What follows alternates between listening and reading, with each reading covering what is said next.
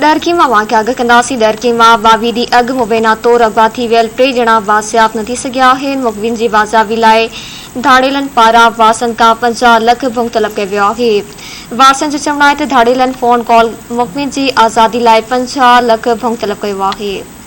वासन मूजिबि 5 ॾींहनि जे अंदरि भुङ न ॾियण जी सूरत में मुख़बिन खे क़त्ल करण जी धमकी ॾिनी वई आहे। हुननि जो चवणु आहे त पुलिस हिन वक़्त ताईं कख भॼी बीणो बि नाहे कयो। हुन नालाइक़दारनि खां नोटिस वठण जो मुतालबो कयो आहे।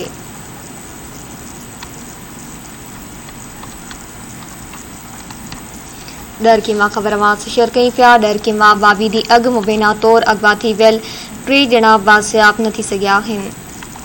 मुख़बिन जी बाज़ियाबी लाइ धाड़ेलनि पारां वासन खां 50 लख भुङ तलब कयो वियो आहे। वासन जो चवणु आहे त धाड़ेलनि फ़ोन कॉल मुख़बिन जी आज़ादी लाइ 50 लख भुङ तलब कयो आहे। वासन मूजिबि 5 ॾींहनि जे अंदरि भुङ न ॾियण जी सूरत में मुख़बिन खे क़त्ल करण जी धमकी ॾिनी वई आहे।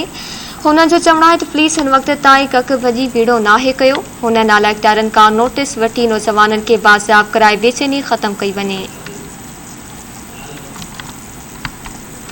डरकी मां ख़बर शेयर कई पिया। डरकी मां 22 ॾींहं अॻु मुबैना तौरु अगवा थी वियल टे ॼणा बाज़ियाब न थी सघिया आहिनि।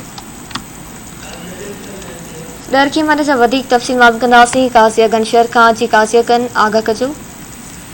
जी बिल्कुल 22 ॾींहं अॻु में डेरकी वेझो राड़की मां टे नौजवान जेका मुबैना तौरु अगवा थिया, जंहिंखां पोइ अॼु धाड़ेलनि पारां मुगवी जो भाउ आहे सहाफ़ी ज़हीर सुमरो, उनखे जेको आहे फ़ोन कॉल करे 50 लख रुपया भंग तलब कई आहे। ऐं फोन कॉल में धाड़ेल जेको आहे मुगवी जे भाउ खे चई रहियो 4 जेको आहे जोड़ा वञनि, 2 मोबाइल फोन टच वञनि ऐं उन्हनि खे 5 ॾींहनि जी मोहलत ॾिनी वई आहे। अगरि 5 ॾींहनि में भंग जी रक़म ऐं 2 मोबाइल फोन 4 जोड़ा जे धाड़ेलनि खे न ॾिना विया त उन जेके 3 नौजवान आहिनि, जंहिंमें नसीर सुमरो ऐं उन जा 2 दोस्त आहिनि आकिब समेजो, उन्हनि खे जेको आहे क़त्ल कयो वेंदो। ऐं जेको मुगवी जो भाउ ज़हीर सुमरो आहे जो चवणु आहे धाड़ेलनि पारां मुसलसल उनखे धमकियूं ॾिनियूं पियूं वञनि ऐं उन्हनि जो चवणु त डेहरकी पुलिस जेका आहे उन्हनि जी का बि मदद हिन वक़्त ताईं नाहे कई, जंहिं सबबु जेके उन्हनि जा नौजवान आहिनि उन्हनि जी ज़िंदगी खे ख़तरो आहे। उन्हनि जो चवणु आहे त आला अख़्तियारियूं जेके आहिनि नोटिस वठी करे उन 3 नौजवाननि खे बाज़ियाब कराए वञे, न त ॿी सूरत में सुमरो बिरादरी पारां जेको आहे SSP ऑफिस अॻियां धरणो ॾिनो वेंदो ऐं धरणो एसी ताईं जारी रहंदो